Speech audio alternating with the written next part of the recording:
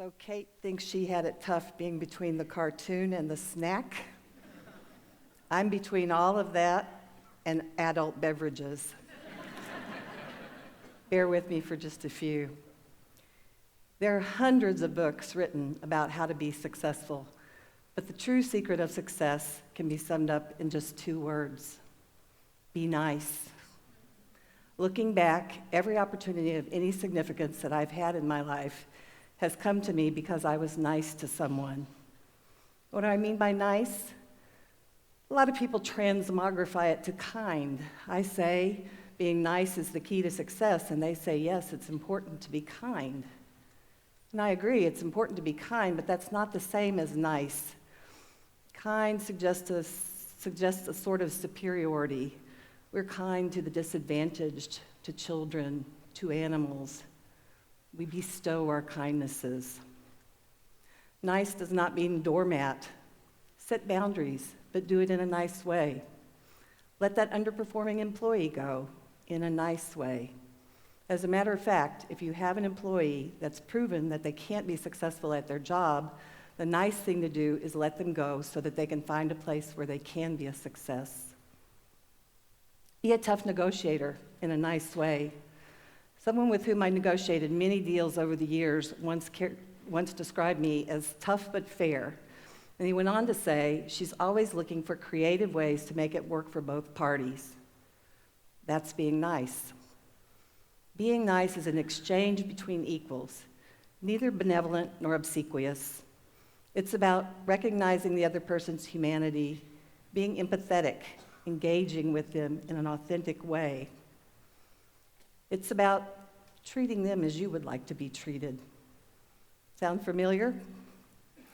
Okay, so this idea of being nice is not my original work. Commonly known as the Golden Rule, it is found in some form in the scriptures of almost every religion.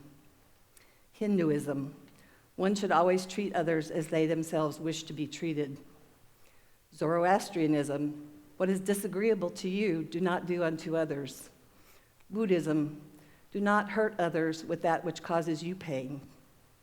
Some are even more emphatic.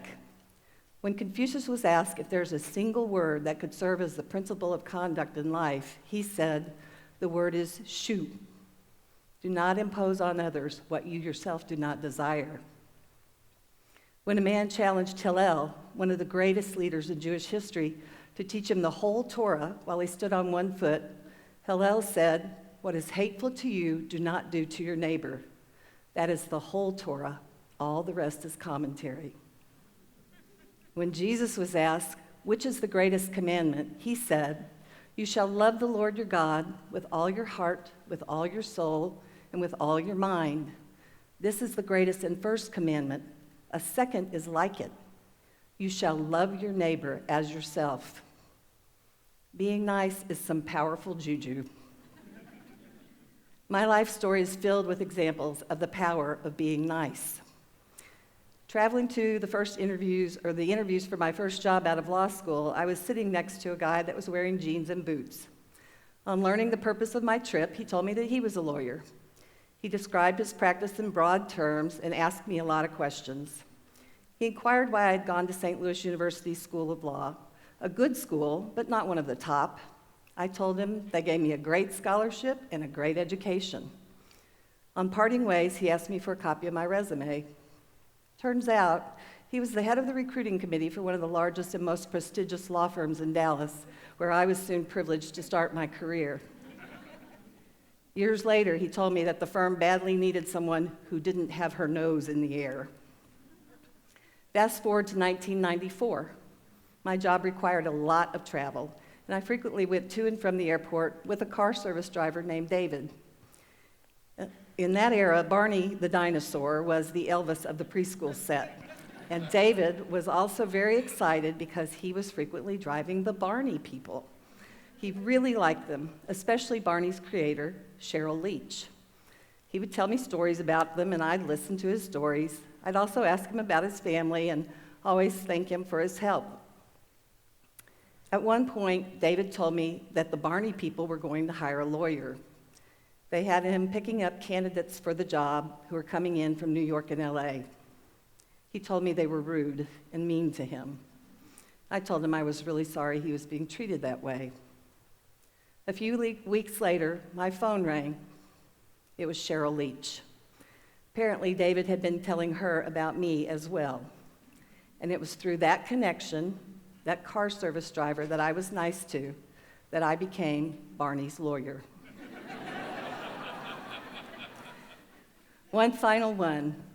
In the midst of my tenure at National Public Radio, I was asked to step in as interim president and CEO at a time of crisis for the organization. A few days after that was announced, I got a call from a friend that I had worked with years before and whom I'd helped when he formed a nonprofit organization that had a great mission but struggled financially. He told me about his new job at another nonprofit where he was head of strategic partnerships. We agreed that there might be something that NPR and his company could do together, so I took an NPR producer and we went to meet with him and his team. And as we talked, the amazing potential quickly became clear. And that is how NPR and TED first came together to create the TED Radio Hour. Thank you. Proud of that. Don't get me wrong. None of these opportunities would have come to me had I not had the right qualifications. But regardless of qualifications, none of these opportunities would have come to me had I not been nice to someone. Be nice. Be nice to everyone. That unassuming guy on the plane, the Uber driver, your friend who's struggling a little bit. Treat them as you would like to be treated. That is the whole Torah and the real secret to success. Thank you.